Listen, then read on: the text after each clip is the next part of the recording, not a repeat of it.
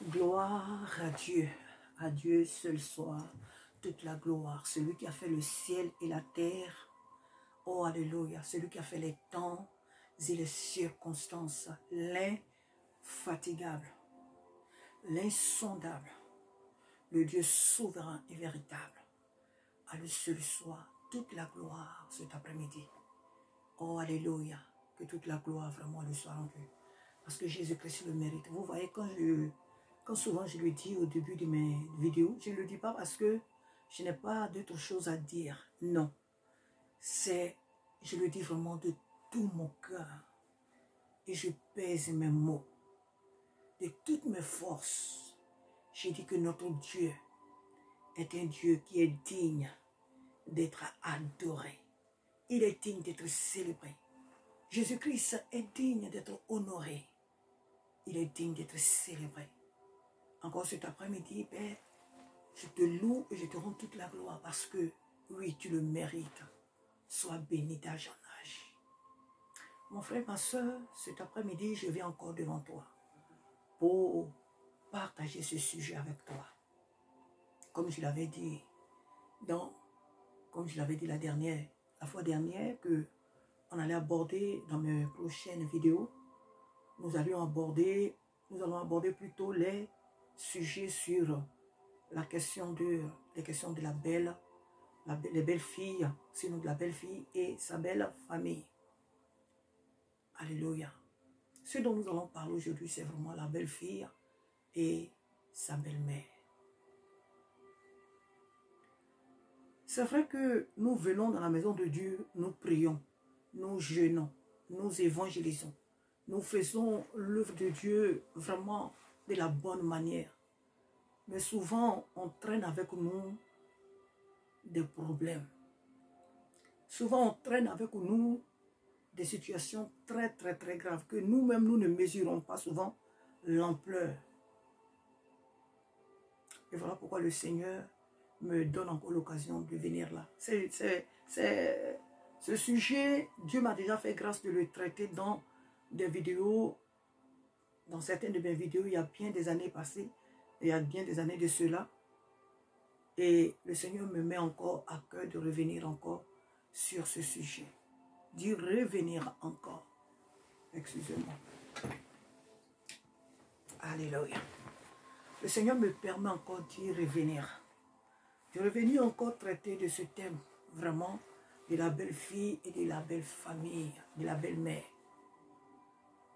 D'abord, nous allons partir de l'histoire de Ruth et Naomi. Nous voyons dans la Bible que Naomi, sinon que Ruth, nous voyons la fidélité de Ruth. Nous voyons le comportement de Ruth vis-à-vis de sa belle-mère, Naomi.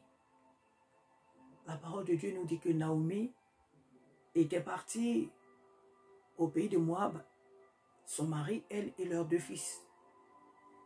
Pourquoi est-ce qu'ils étaient partis? Parce que il y avait la famine en Israël. Et lorsqu'ils sont partis, arrivés à Moab, un grand malheur les a frappés. Naomi et son mari ont perdu leurs deux fils. Après quoi, le mari aussi, il est mort. Mais au temps où ces deux fils meurent, ils étaient mariés à des filles moabites. Donc, Naomi ayant perdu toute sa famille, elle s'est vue dans l'obligation de quitter Moab. Mais elle attend depuis Moab aussi que Dieu avait visité Israël. Dieu avait visité son peuple. Ce qui veut dire que la famine avait pris fin et le pays était à nouveau dans l'abondance. Alors Naomi s'est dit, mais qu'est-ce que je fais ici? C'est pourquoi on était venu ici. Ben écoute, je ne l'ai pas eu. J'ai perdu mon mari, j'ai perdu mes enfants. Donc qu'est-ce que j'ai vieilli? Donc qu'est-ce que je fais ici au pays de Moab? Donc, les Moabites, donc je vais retourner chez moi. En plus, Dieu a visité mon pays, donc je vais retourner. Alors Naomi prend comment on appelle, la décision de retourner en Israël. En partant, il faut dire que les deux femmes de ses fils étaient avec elle en chemin. Et lorsqu'elle part, Naomi constate que ces deux filles ont vraiment pris la décision de venir avec elle. Mais elle s'est dit, mais attends, comment des jeunes filles comme ça, moi j'ai vieilli, je ne peux plus faire des enfants. Pourquoi est-ce qu'elles veulent venir à tout prix en Israël avec moi? Donc en chemin, elle s'arrête avec elle et elle leur demande de la quitter. De ne pas aller en Israël avec elle, mais de retourner parmi leur peuple où elles pourront avoir d'autres hommes pour les marier. La Bible nous dit que Orpa, parce que l'une s'appelait Orpa et l'autre Ruth, Orpa a bien accueilli les paroles de sa belle-mère. Et puis, ben, écoutez, elle a dit, d'accord, ce qu'elle dit, c'est assez raisonnable. Moi, je voulais partir avec elle, mais si elle-même elle me dit de ne pas aller et que mon bien est plutôt au milieu de mon peuple, ben écoute, j'accepte ce qu'elle me dit et donc je vais exécuter ce que ma belle-mère me dit, je vais retourner parmi mon peuple. Donc, Orpa retourne vers son peuple. La Bible nous dit que Ruth décide d'accompagner Naomi, de partir avec Naomi, de s'investir dans la vie de Naomi. Ruth avait perdu son mari. Qu'est-ce qu'elle avait à suivre une vieille? Qu'avait-elle à gagner avec une vieille? Mais elle a dit, j'irai avec toi. Je vais t'accompagner.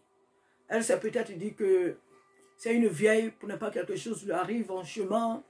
S'il lui arrive quelque chose en chemin, vraiment, je ne vais pas me le pardonner. Il faut vraiment que je l'accompagne jusque dans son pays, que je l'aide, tout ça, parce qu'elle n'a plus d'enfants, elle n'a personne. Donc, il faut que je parte avec elle. Naomi a tout fait pour que Ruth la quitte, mais la jeune dame dit non. Ton Dieu, là où tu vas, là, je vais aller là-bas avec toi. Ton Dieu sera mon Dieu. Là où tu mourras, là, c'est là-bas que moi je vais mourir. Donc en un mot, Ruth a vraiment insisté.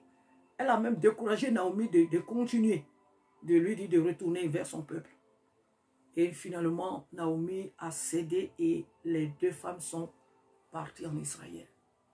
Nous connaissons très bien cette histoire. La Bible n'a pas été écrite aujourd'hui. Donc, toute l'histoire de la Bible, pour tous ceux qui méditent très bien la Bible, ce sont des histoires connues. Des vraies histoires. Alléluia. Donc, ils arrivent en Israël et nous savons tout ce qui s'est passé. Tout ce qui s'est passé. Naomi, par la suite, il y avait un homme qui avait un droit de rachat sur eux et toute l'histoire. Ben, je résume. Ruth va les glaner dans le champ d'un riche homme qui s'appelle Boaz, plus tard qui devient son mari. Ruth, qui était venue en Israël veuve, va avoir un homme capable même de la consoler au-delà de toutes ses attentes. Sa fidélité à sa belle-mère, son obéissance à sa belle-mère, son amour pour sa belle-mère lui a donné plus que ce qu'elle espérait. Plus que ce qu'elle espérait. Alléluia. Cet après-midi, je viens vers toi. Oh, c'est vrai. Nous sommes dans un monde moderne. Les jeunes filles, nous sommes tous modernes. Il n'y a pas quelqu'un à ce siècle-là, à notre temps d'aujourd'hui, il n'y a pas quelqu'un qui a 300 ans. Il n'y a pas quelqu'un qui a 200 ans. Peut-être les les plus âgés sont peut-être dans les 100 et quelques années, mais il n'y a pas quelqu'un qui a 300 ans. Encore, bon, moins. Donc, je vais dire que nous vivons tous dans un temps moderne. Et dans ce temps-là, la plupart des femmes se disent que nous, on est modernes. Nous ne sommes plus aux temps anciens où la femme pouvait faire ceci. La femme était obligée de faire telle ou telle chose. Donc, désormais, on prend soi-même ses décisions. On se fabrique soi-même des lois. On se fabrique soi-même des principes. Et on marche dans ces principes-là, soit disant que ça vient de la parole de Dieu. Dieu a dit que l'homme quittera son père et sa mère, s'attachera à sa femme, et les deux deviendront une seule chair. Donc quand un homme est marié, et qu'une femme est mariée, il n'y a que elle et son mari seulement qui comptent. La belle famille, c'est vrai, on la respecte, on l'aime, mais sans plus. On ne va pas au-delà. C'est une grave erreur. Une très très grave erreur. Ruth a honoré, elle a honoré Naomi. Et nous avons vu les bénédictions que Dieu a accordées à Ruth.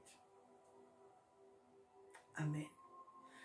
Je viens cet après-midi, jeune sœur, t'encourager à avoir une très bonne relation avec ta belle-mère. Je viens t'encourager à avoir une relation, si on peut dire très fusionnelle, avec ta belle-mère, ton beau-père, maman. Je parle ici de la belle-fille. Souvent, les filles, les belles filles avec les beaux papas, bon, parce que comme ce ne sont pas des hommes, des femmes plutôt, donc on les aime, on les respecte, mais il n'y a pas trop d'affinité. C'est souvent avec la belle-maman que cela est vraiment nécessaire. On respecte le beau-père, mais la belle-maman, c'est autre chose. Alléluia. Je viens ici t'encourager à avoir une relation, une très bonne relation avec ta belle-mère. C'est très important. Je vais raconter une petite histoire encore. On m'a raconté une histoire d'une sœur en Christ. Cette sœur était mariée. Et dans ses fiançailles, elle était vraiment très docile, très gentille avec sa belle famille.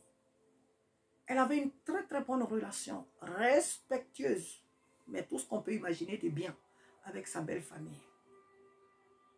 Et après le mariage, c'est-à-dire après qu'elle se soit mariée avec leur fils, ils sont allés vivre en capitale, à la capitale.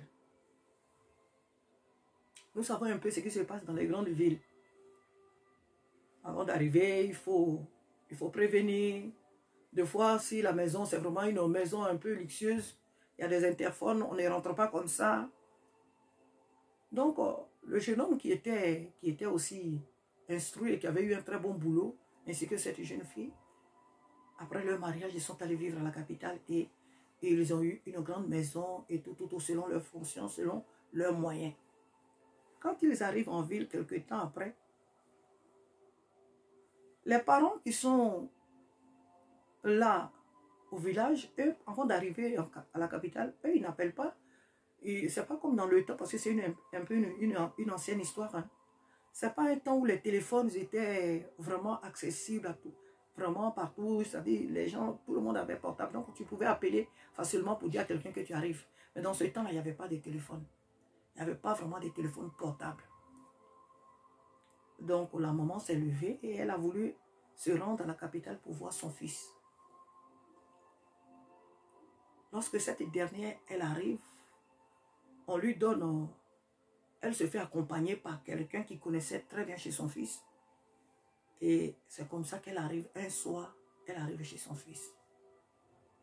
On sonne à la porte. Le jeune homme qui l'avait accompagné sonne l'interphone.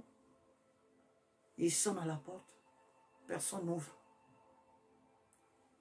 C'était une sœur de l'église, une jeune sœur très zélée dans l'œuvre de Dieu dans l'église, très motivée, mais vraiment, quand tu voyais sa vie, beaucoup de personnes enviaient son zèle, cette sœur.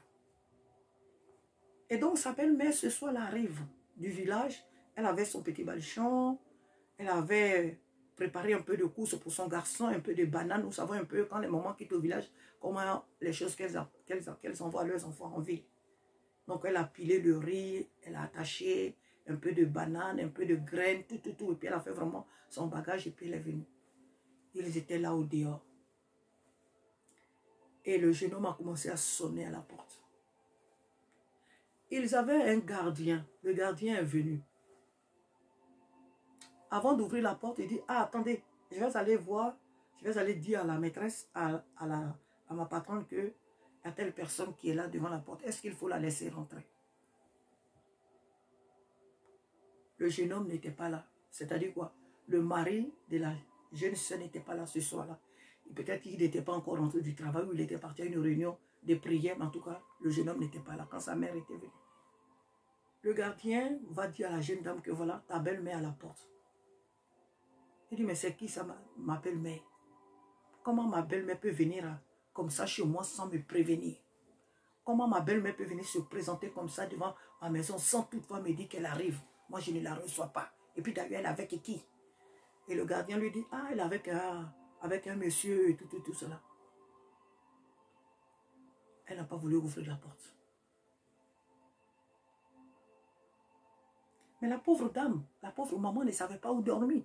Elle ne connaît pas la capitale, elle ne connaissait personne, à part ce jeune homme-là. En plus, le jeune homme qui l'avait accompagné, c'était un jeune homme qui vivait chez ses parents.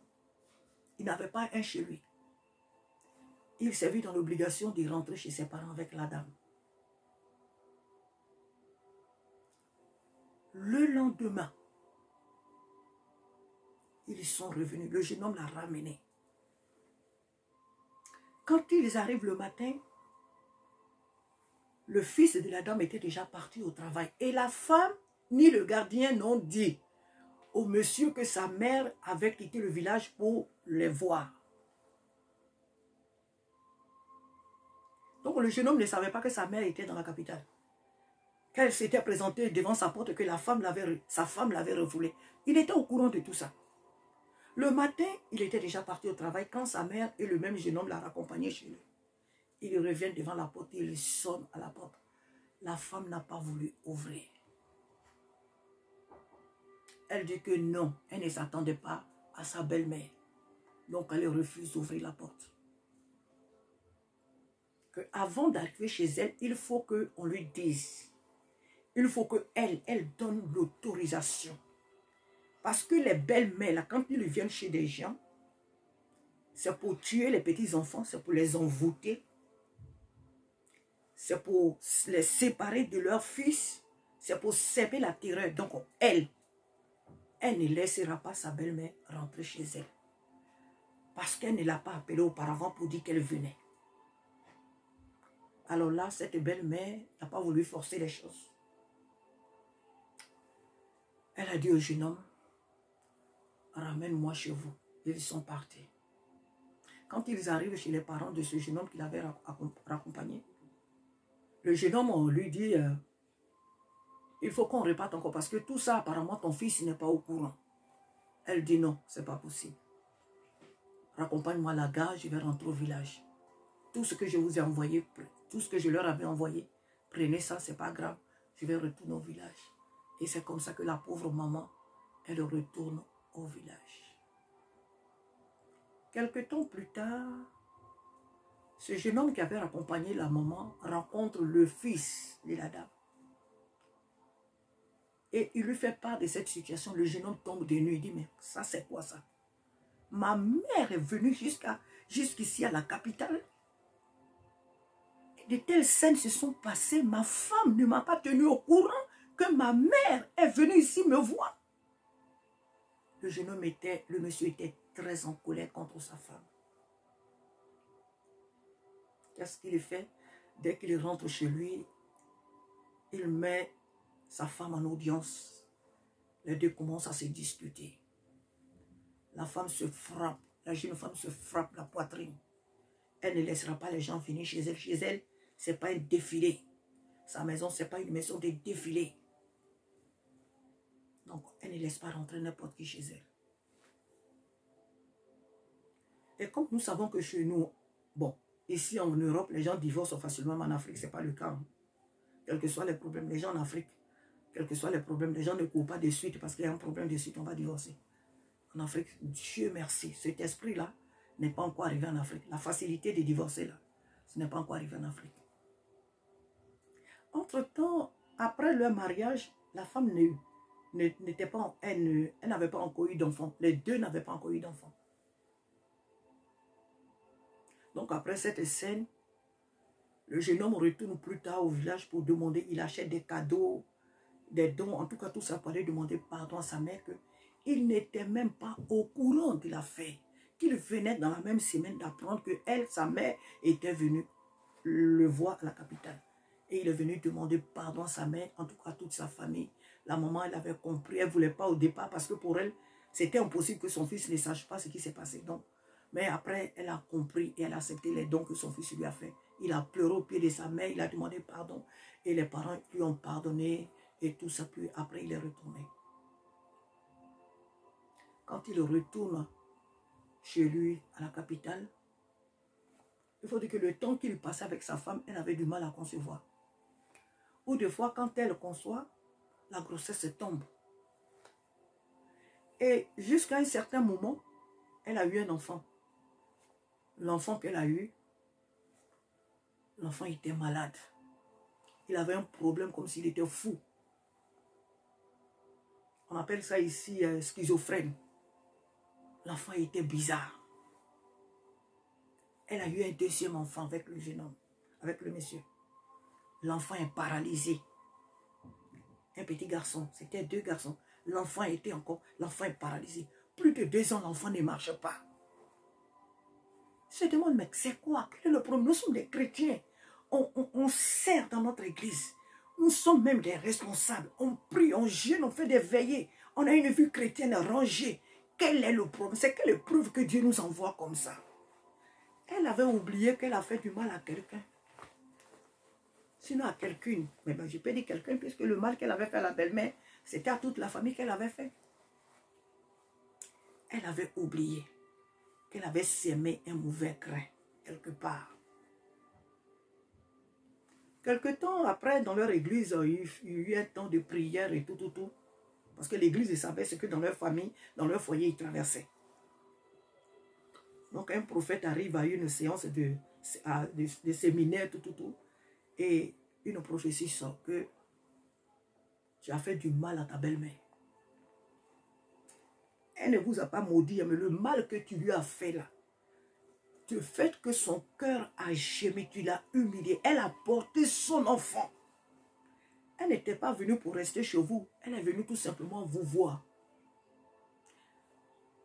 Et c'est une période même de loup, je peux dire comme ça, de loup l'arbeur au village. Les parents, quand ils viennent comme ça à la capitale, c'est des gens qui n'aiment pas rester à la capitale. Ils n'aiment pas trop les trucs vraiment de la capitale. Et ils se sentent à l'aise chez eux au village. Donc, la dame, elle était venue tout simplement pour voir son fils et pour vous voir. Selon les relations que toi-même tu as tissées avec eux quand vous étiez fiancés. Elle était venue pour vous voir. Elle n'était pas venue pour vivre chez vous. Mais tu ne l'as pas laissée rentrer à la maison. Tu as été très, très méchante. Donc, le mal que tu as fait à ta belle-mère, là, c'est ça qui t'arrive. Elle s'est mise là à pleurer. Elle s'est mise là à se lamenter. Cette jeune dame s'est mise là à demander pardon à Dieu. Elle s'est mise là à se tordre de douleur, je ne sais pas quoi, à faire toutes sortes de scènes, à demander pardon à Dieu. Dans le même temps, elle organise un voyage vers le village pour aller demander pardon à la belle famille, à la belle maman. Dans le temps où elle se préparait, qu'est-ce qu'ils apprennent? La belle maman, elle est morte. Elle n'a pas reçu son pardon et la pauvre dame, elle est morte. Elle va quand même au village pour voir le reste de la famille qui était là pour demander pardon. Elle va là-bas. La famille dit, niet, on ne veut pas te recevoir ici. On ne veut pas te recevoir. Tu es venu nous demander pardon, on te pardonne. Mais nous, on ne veut pas te recevoir. Toi et ton mari, vous restez à la capitale là-bas. Mais ni toi, ni tes enfants, on ne veut pas vous voir ici. Parce que pour nous, notre fils n'est pas marié. Pour nous, notre fils n'est pas encore marié. Mais comme il t'aime, ce n'est pas nous de décider à sa place. Vous êtes mariés, allez-y vivre à la capitale. Mais ne viens plus jamais dans ce village. Notre fils, il peut venir même, il peut venir seul. Il peut venir même, ni toi et tes enfants bizarres ne venez pas ici. Et c'est comme ça qu'ils ont quitté le village, ils sont partis. Cette fille, sa situation ne s'est pas améliorée jusqu'à ce qu'elle-même, elle perde la vie. Elle-même, elle est morte. Cette histoire, qu'est-ce qu'elle nous apprend, jeune sœur? Les hommes qui vous ont mis au monde là, ils ne sont pas tombés du ciel. Et j'aime souvent le dire, quand on n'est pas encore mûr dans la tête, on ne se marie pas. Quand on n'est pas prêt à assumer certaines responsabilités, à accepter certaines même frustrations ou même les humiliations, on ne se marie pas. L'homme que nous marions est né de quelqu'un ou de quelqu'une et de quelqu'une. Il n'est pas tombé du ciel. La belle-mère, les beaux-parents, on les respecte. Les beaux-parents, on leur fait deux fois des petits cadeaux. Même si c'est un verre d'eau, le fait qu'ils soient contents, c'est une grande bénédiction pour toi. La belle famille, on les visite, on visite la belle maman. On la respecte comme si elle était soi-même, il faut la respecter comme si elle était ta propre mère. Mais je dis souvent que si une jeune fille n'a pas de bonne relation avec sa mère, c'est impossible qu'elle ait avec sa belle-mère. C'est impossible. Si une jeune fille, une jeune femme n'a pas de bonne relation avec sa propre mère, elle ne peut pas l'avoir avec sa belle-mère. Sa propre mère, il y a des conflits entre les deux. Elle ne peut pas avoir de bonnes relations avec sa belle-mère. Le mariage, ce n'est pas c'est pas, comment on appelle ça? C'est pas de kidnapping. Tu as marié enfant de quelqu'un qui le prend en otage. Tôt ou tard, il va te glisser des mains si tu ne fais pas attention. Dieu n'accepte pas le divorce. Mais si tu agis comme ça vers ta belle-mère, jeune femme, tu vas un jour te retrouver seule avec tes enfants. Ce n'est pas la volonté de Dieu, mais c'est ce qui est. Moi qui suis là, ma mère, la femme qui m'a mise au monde, elle n'est plus de ce monde. Mes parents sont morts. Mais ma mère, qu'est-ce qu'elle n'a pas connu? Oh, mais vous me direz, sinon que tu me diras peut-être, ah, mais nous ne sommes plus autant de nos mamans. Et la femme, c'est la femme. Une épouse, elle reste une épouse. Une épouse, il n'y a pas une épouse de 90 ans et puis une épouse de 20 ans ou de 16 ans. À partir du moment où tu dis que tu veux te marier, c'est que tu as les épaules pour supporter un foyer, pour supporter, pour accepter. On ne dit pas de subir bêtement, mais il y a un prix à payer pour être une épouse. Il y a un prix à payer pour être une épouse. N'importe qui n'est pas épouse. Il y a trop de femmes et moins d'épouses. Ma mère, je disais, était une femme qui avait beaucoup supporté. Elle avait connu beaucoup d'humiliation dans sa belle famille. Pourquoi sa belle famille ne l'aimait pas? Parce que soi-disant qu'elle ne faisait pas des garçons, elle faisait que des filles. Alors les tantes de mon père et ses sœurs n'aimaient pas du tout notre maman. Le jour où elle m'a mise au monde, moi je suis 7e enfant. Donc je dirais je suis 5e enfant. Si je compte bien, je suis 5e fille. 5e fille. Le jour que moi je suis venue au monde, à la maternité, selon ce que ma mère m'a dit, je suis née un dimanche. Et plutôt, je suis née un samedi.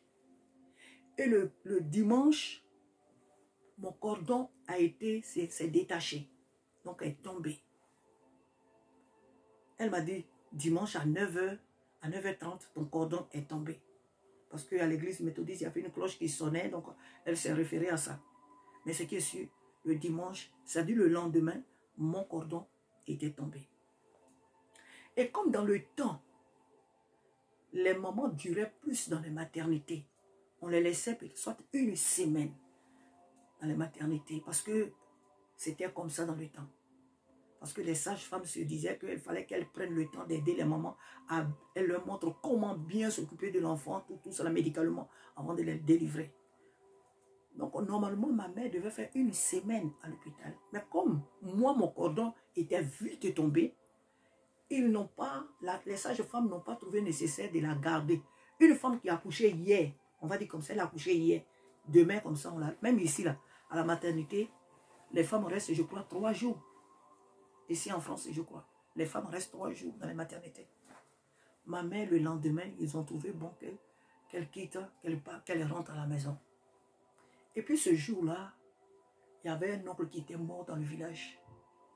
Donc vous savez en Afrique que quand on perd quelqu'un dans le village, tous les villages voisins, les tantes, les oncles, tout le monde vient. Donc le village là est plein. C'est pas comme aujourd'hui, quelqu'un meurt, puis on dit, au revoir, puis certains vont au champ ou vont vaquer à leurs occupations là. Dans les anciens temps, quand nous on est nés, quand nous on était nés, quand il y avait des funérailles dans le village, oui, quelques-uns pouvaient aller au champ pour prendre ce qu'ils devaient prendre, mais il y avait vraiment un monde fou dans le village pour pouvoir faire les funérailles de la personne. Bon, bref. Donc, c'est comme ça que ma mère, mon père qui s'attendait à ce que ma mère rentre dans une semaine, lui, il était avec ses amis en train d'organiser l'enterrement. Et le monsieur surtout, c'était un oncle de la famille qui était mort. Donc mon père et ses frères et les autres hommes étaient en train de faire les préparatifs pour l'enterrement. Lui ne s'attendait pas que ma mère allait venir de sitôt au village. Et dans les temps aussi, les moyens de transport n'étaient pas vraiment réguliers. Qu'est-ce qu'elle fait, la pauvre dame, ça dit ma mère? Elle fait son petit baluchon là. Elle met ça sur sa tête et elle me met, comme nos mamans portent leurs enfants en Afrique, dans le pagne. Elle me met dans le pagne et elle marche de la ville jusqu'au village. La pauvre dame, elle arrive. Quand elle arrive au village net là, chez nous à la maison, il y avait des tantes. Il y avait les soeurs de mon père, il y avait ses tantes. Et toute notre maison était pleine de femmes et quelques personnes. Alors quand ma mère arrive net, il y a eu une tante de mon père. Dès qu'ils ont vu ma mère venir de loin, elle a dit à toutes les femmes qui sont là, on dit, qu'est-ce qu'elle a fait encore, cette femme-là? Qu'est-ce qu'elle nous a fait encore, cette femme qui est venue pour perdre notre famille là? Qu'est-ce qu'elle nous a fait encore aujourd'hui? Et l'autre répondit, elle a fait une fille. Elle dit, on n'a qu'à la huer, que tout le monde crie sur cette femme, parce qu'elle est vraiment venue pour perdre notre famille. Chers frères et sœurs, tout le monde, toutes les femmes ont levé une voix comme si c'était un match de foot. Elles ont levé la voix pour huer ma mère. Pourquoi? Parce qu'elle venait de faire une fille. Elle venait encore pour eux, sinon pour elle, de faire encore une fille. Comme si c'était elle qui avait la capacité de créer les êtres humains. Bon, bref. Ma mère a vécu cette humiliation-là. Elle ne s'est pas plainte. Elle n'a pas dit, mais pourquoi moi j'ai accouché? J'étais entre la vie et la mort. Pourquoi vous faites ça? Je suis en train de maudire, en train de se défendre. Non. Rien du tout. Mon père qui n'était pas là plus tard, on lui a dit, parce qu'il a entendu les cris, de là où il était, il a entendu. Et quand il arrive à la maison, on lui apprend ce qui s'était passé. Nos papas aussi, avec le respect qu'ils avaient pour leur maman, leur tante et leur soeur, il n'a pas trop vu ça. C'était mauvais, mais il n'a pas fait de scandale par rapport à ce qu'elles avaient posé comme acte. Il n'avait pas aimé, mais il n'a pas trop manifesté son mécontentement. Et ma mère rentrait tranquillement à la maison. Elle m'a prêté. Et ces tantes-là, plus tard, elles sont parties. Parce que comme ma mère était venue avec moi, elles ne se voyaient plus dans l'obligation de rester à la maison. Elles sont toutes parties. Et c'est comme ça que ma mère s'est occupée de moi, comme une mère s'occupe de son enfant. Et pour résumer, jusqu'à ce que j'ai grandisse. Bref, il y a eu d'autres faits, mais je m'arrête là.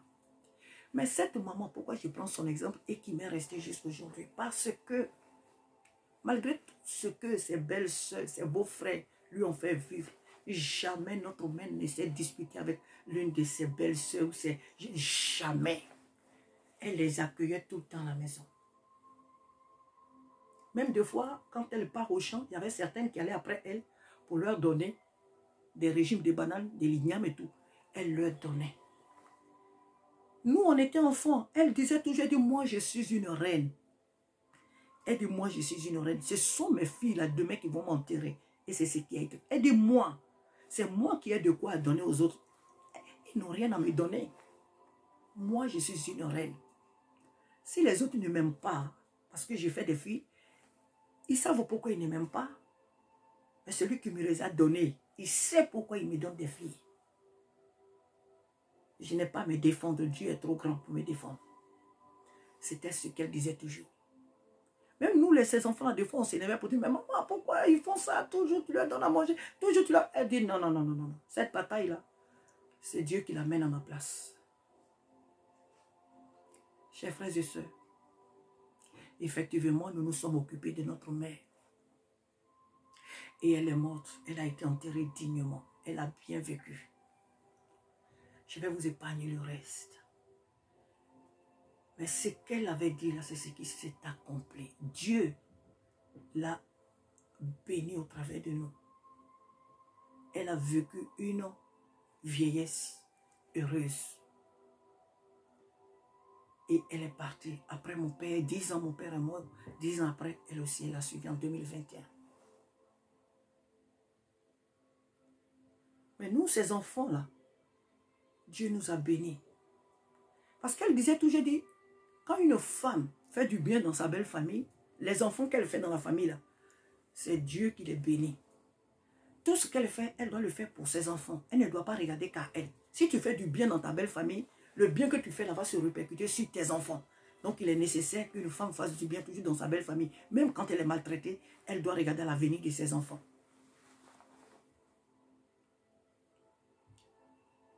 Oh non, ma belle famille. Oh non, moi ceci, cela. Oh non, moi ceci, cela.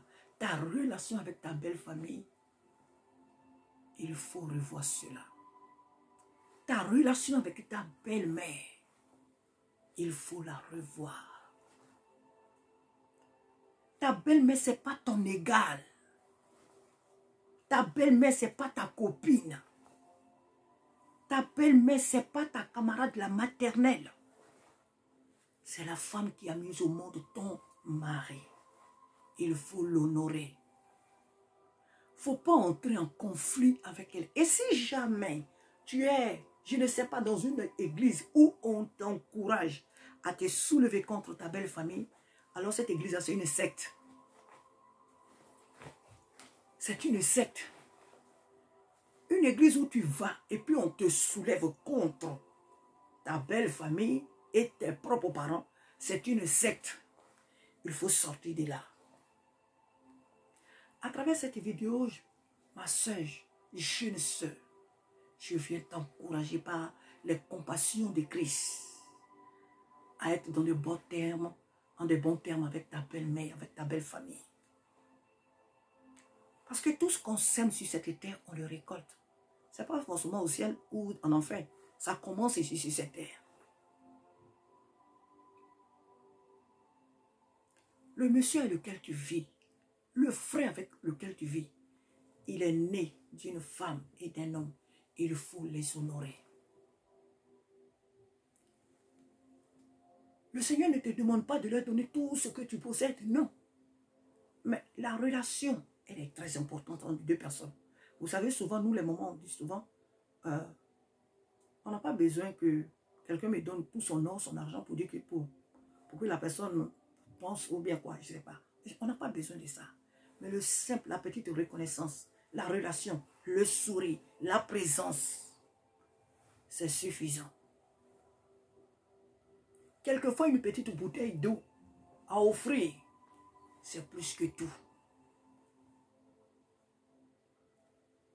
Si tu t'encapares d'un homme, soi-disant il est ton mari, donc il n'y a que lui et toi qui comptez, tu auras plus tard que tes yeux pour pleurer. Tu auras que tes yeux pour verser des larmes amères. Parce que la maman contre laquelle tu t'es soulevé, c'est vrai que elle ne va pas maudire si elle est chrétienne, elle ne maudira pas. Mais le fait que son cœur gémit n'était pas avantageux, c'est avantageux. Ces gémissements ne te sont pas avantageux. La Bible dit, honore ton père et ta mère afin que tes jours se prolongent sur la terre. C'est important. Tes propres parents et ta belle famille. Maintenant, comme hier j'ai fait dans la vidéo, si jamais toi et cet homme-là, vous ne vivez plus ensemble, parce que c'est ce qui est courant dans notre temps et dans l'église de Jésus-Christ, où les divorces sont devenus maintenant une monnaie courante, où les gens divorcent comme on dit bonjour, au revoir. Si jamais tu ne vis plus avec cet homme, sa belle famille n'est pas sa famille n'est pas ton ennemi. Encore si vous avez des enfants, sache que tu fais toujours partie de cette famille-là. Tu leur dois du respect, l'amour. On ne te dit pas d'aller chez eux forcément, d'aller dormir là-bas, mais non. Mais tu dois garder toujours une bonne relation avec cette belle famille. Pour le bien de toi-même et de tes enfants. Pour ta relation même avec le Seigneur. L'histoire de cette sœur que j'ai racontée, je ne pense pas qu'elle soit sauvée. Tout ce qu'elle a sémé avant qu'elle-même ne meure, je ne pense pas que cette sœur soit sauvée. Même si elle était diaconesse de son église, ou je ne sais quoi ou qui, je ne crois pas qu'elle soit partie au ciel. Car le salaire du péché, c'est la mort. Et tout bon arbre porte de bons fruits. Tout mauvais arbre porte de mauvais fruits. Du mauvais fruit. On ne peut pas avoir un tel cœur et mourir plus tard pour aller au ciel. Jamais. Donc, même si ta belle-mère, même si elle est, je ne sais pas comment elle est bonne, elle est infirme, elle est, je ne sais pas comment elle est, c'est la femme qui a mis ton mari au monde. Il faut l'honorer pour que le Seigneur puisse entendre tes prières quand tu pries. Pour que Dieu puisse te bénir, toi et ta maison. Pour que Dieu puisse bénir votre maison. Une femme, lorsqu'elle épouse un homme, il y a aujourd'hui pour... Et là, je vais m'arrêter là. Si le Seigneur permet que j'en fasse une autre vidéo, je la ferai, mais je vais m'arrêter là, sur ce point.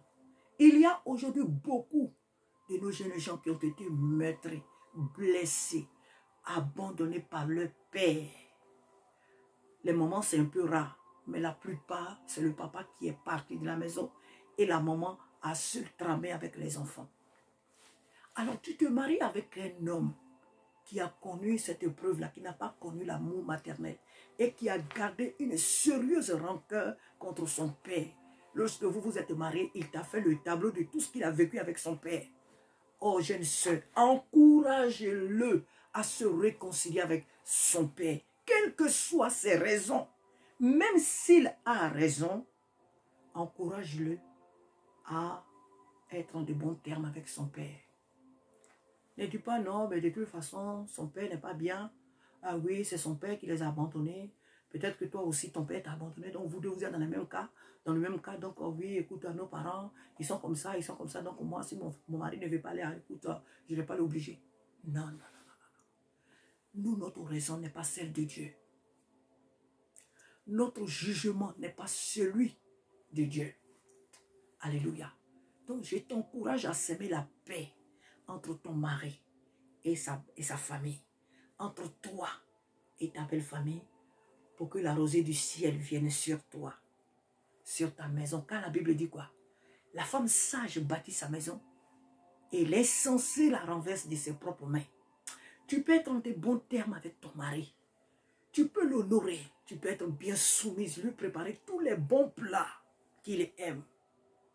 Mais si entre toi et sa mère, ses frères, ses soeurs, son père, en tout cas sa famille, les choses coincent, ma soeur, ma petite soeur, ma chère, ma soeur bien-aimée, tu as un sérieux problème.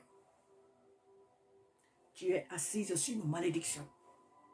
Si entre toi et ton mari, tout va bien, mais qu'avec sa famille, tout va mal, tu es assise dans une malédiction.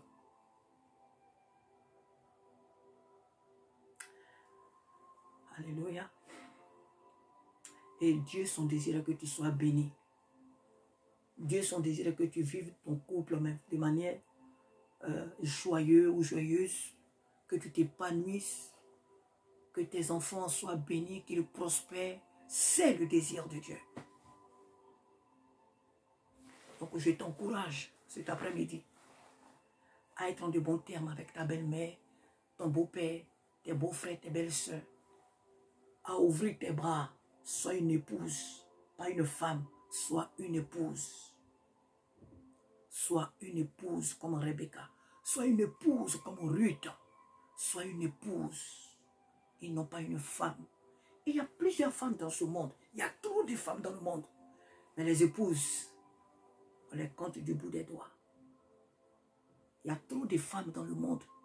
Mais les épouses, surtout dans l'église, il y a trop de filles. Il y a trop de femmes dans l'église. Mais les épouses,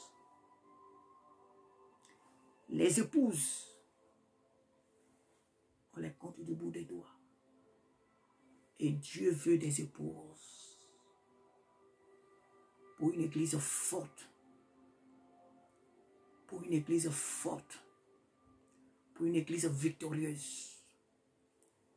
Que Dieu te bénisse cet après-midi. J'espère que tu as entendu. La vidéo a été un peu longue. Mais comme quand j'ai fait la vidéo, par la grâce de Dieu, le Seigneur me permet de prier et je lui remets le temps de cette vidéo-là. Je n'ai pas besoin de te le dire, mais je le dis quand même. Donc, quand moi, je pense que je dois faire une vidéo de 20 minutes ou de 15 minutes et qu'elle fait presque 1 heure ou plus d'1 heure, je rends gloire à Dieu. Je bénis Dieu pour tout ce qu'il fait. Alors, je t'invite à avoir une bonne relation avec ta belle famille. Je t'encourage à avoir une bonne relation avec ta belle-mère. Honore-la. Respecte-la. Sois en de bons termes avec ta belle-mère, avec ton beau-père. Parce que si tu agis, peut-être que l'autre soeur, elle, c'est les portes, c'est son portail qu'elle avait fermé et ne voulait pas que la belle-mère rentre. Mais chacun, une de nous, agit de manière différente. Mais souvent, les choses reviennent le même résultat. Celui qui vole et celui qui tue, les deux sont des pécheurs. Celui qui ment et celui qui vole, les deux, Dieu les appelle des pécheurs. Il n'y a pas un menteur qui va au ciel et puis un voleur va en enfer. Non, non, non. Si les deux meurent dans leurs conditions de mensonge et de vol, ils iront en enfer. Donc, même si toi, tu ne fermes pas peut-être ta porte au nez à ta belle-mère, mais dans ton cœur, tu ne l'aimes pas. Elle est même ta rivale. Et c'est dommage. C'est vraiment dommage. C'est un esprit de sorcellerie, quoi. C'est vraiment dommage que certaines sœurs, leurs belles-mères sont pour elles comme des rivales. C'est malheureux. Ce n'est pas un esprit qui vient de Dieu. Hein. Même quand une belle-mère est mauvaise jusqu'à là, on la respecte. On a regardé ici un film ivoirien qu'on appelait Ma famille. On a vu ici Delta Boiri et sa mère Nadia. On ne les voyait pas à l'église. Hein. On peut dire, oh, ça c'est un film, c'est vrai. Mais je vais dire qu'on ne les voyait pas tout le temps en train de prier en langue et tout. Ici Delta, là, elle ne priait pas en langue. Mais elle supportait sa belle-mère parce qu'elle savait que c'était la femme qui avait mis son mari au monde. C'est vrai, c'était trop exagéré. On espère, on n'accepte pas qu'une belle-mère soit comme ça parce que c'est une maladie, c'est une possession. Mais quand même une belle-mère est comme cette dame Nadia qui est déjà morte là, quand même une belle-mère comme ça, on ne se soulève pas contre elle. On ne fait pas voir ses muscles pour dire que moi aussi c'est quelqu'un qui m'a mis au monde. Moi aussi j'ai une mère. Moi aussi j'ai une mère. Non. Si tu sais que tu as des muscles, que toi aussi tu as une mère, il faut rester avec elle. Quand on n'est pas prêt pour se marier, on ne se marie pas. Parce que le mariage ne se limite pas qu'à celui qui nous a demandé la mère mariage. C'est toute la famille que cette démarche englobe. Que cette institution englobe. Toute la famille élargie. Il faut les aimer, les respecter. On ne dit pas de leur faire tout le temps des cadeaux. De leur envoyer tout le temps de l'argent. Non. Mais le fait même de les porter dans la prière. Le fait même de prier pour eux. Le fait même de les porter dans la prière, de les porter au pied de Jésus. Dieu te voit. Moi, là même, je préfère même que quelqu'un prie pour moi que de me donner de l'argent. Je préfère qu'une belle fille prie pour moi, m'apporte chaque fois devant le Seigneur, que de me donner de l'argent et faire n'importe quoi derrière moi. Donc, vraiment, que le Seigneur te bénisse, jeune soeur. Que le Seigneur te soutienne. Que la bénédiction de Dieu soit sur toute ta maison. Sois en de bons termes avec ta belle-mère. Sois en de bons termes avec ta belle-mère. Et si cette dernière, si elle ne vit plus, mais que le père de ton mari s'est remarié, garde toujours cette relation avec cette dernière. Sois en de bons termes avec ta belle famille. Que Dieu te bénisse abondamment. J'espère que ce que le Seigneur a dit au travers de moi, tu l'as entendu. La vie chrétienne ne consiste pas seulement à faire des jeûnes, à faire des prières, à faire des veillées. La vie chrétienne, c'est notre vie de tous les jours. Tous les jours. Ce n'est pas seulement prier, ce n'est pas seulement jeûner, ce n'est pas seulement méditer la parole de Dieu. La vie chrétienne, c'est la vie de tous les jours. Et nous servons Dieu. Même en nous lavant, on est en train de servir Dieu. Même en mangeant, on est en train de servir Dieu. En faisant la cuisine, en allant au travail. Tout ce que nous faisons dans la vie, dans notre existence là, concourt à la gloire de Dieu. Voilà pourquoi l'apôtre Paul dit, si quelqu'un est en Christ, il est désormais une nouvelle création. Les choses anciennes sont passées, toutes choses sont devenues nouvelles. Donc, si je vis, il dit encore, ce n'est plus moi qui vis, c'est Christ qui vit en moi. Donc, toute notre vie est au service du Seigneur. La vie chrétienne ne se limite pas qu'à la prière, au jeûne, au veillées, à tout ce que nous faisons dans nos assemblées. La vie chrétienne, c'est tout ce que nous faisons chaque jour. Et ce que nous faisons chaque jour doit contribuer à la gloire de Dieu. Que Dieu te bénisse. Que Dieu te bénisse abondamment. Amen. Amen, amen, amen, amen.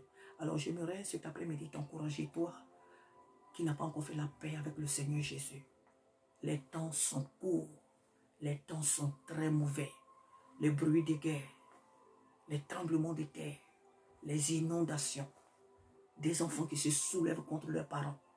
Et même Jésus a parlé que des belles filles vont se soulever contre leur belle-mère. Mais je crois que ce message s'adresse à celles qui ne connaissent pas Dieu. Parce qu'une personne qui est une femme, une soeur qui connaît Dieu, ne peut pas se soulever contre sa belle-mère. Tu n'es pas possédé. Tu n'es pas possédé. Tu ne peux pas te soulever contre ta belle-mère. Donc ce message-là s'adresse aux païennes, à celles qui viennent dans les églises là. Et puis quand elles viennent là, c'est le portable qu'elles ont à la main. C'est le portable. Elles sont dans l'église et puis elles envoient des messages. Les touristes là, c'est d'elles qu'il est question. Mais une personne qui est née de nouveau, une femme qui est née de nouveau, ne peut pas se soulever contre sa belle-mère. Parce qu'elle sait ce que dit la parole de Dieu. Amen. Donc vraiment, viens à Jésus, toi qui ne l'as pas encore connu. Les temps sont mauvais. Donne ta vie à Jésus, s'il te plaît. Donne ton cœur à Jésus. Dis-lui, Seigneur Jésus, Sarah m'a dit que tu as donné ta vie pour moi. Que tu es mort pour mes péchés. Viens, entre dans ma vie. Fais de moi ton enfant. Fais de moi ton enfant. Je te donne ma vie. Et parce que tu es mort pour moi, Seigneur Jésus, viens et fais de moi ton enfant. Et montre-moi une église où je peux aller te prier avec les frères et les sœurs. Le Seigneur te conduira. C'est la Bible qui le dit. Ce n'est pas moi, Sarah, qui le dit. Je ne fais que transmettre ce que le Seigneur a déjà écrit dans sa parole. Jean 3, 16. Car Dieu a tant aimé le monde qu'il a donné son Fils unique afin que quiconque croit en lui ne périsse point, mais qu'il ait la vie éternelle. Donne ta vie à Jésus et tu auras la vie éternelle. Donne ta vie à Jésus et tu seras sauvé. Ne remets pas à demain ce que tu peux faire aujourd'hui. Ne remets pas plus tard ce que tu peux faire aujourd'hui, car demain, les heures qui suivent ne t'appartiennent pas. Donne ta vie à Jésus maintenant et tu seras sauvé. Que Dieu nous bénisse, que le Seigneur nous soutienne, que le Seigneur nous fortifie. J'espère que la prochaine vidéo, le Seigneur me permettra de parler aussi des jeunes frères. Mais je pense que le sujet, il est pareil. Que ce soit les sœurs, que ce soit les frères, le sujet dans les deux camps, il est pareil. Donc vraiment que le Seigneur vous aide. Que le Seigneur nous aide tous à avoir de bonnes relations avec nos belles familles, avec les personnes qui nous entourent dans ce cadre-là, afin que la bénédiction de l'Éternel repose sur nous. À très bientôt, bien-aimés. Amen, amen, amen.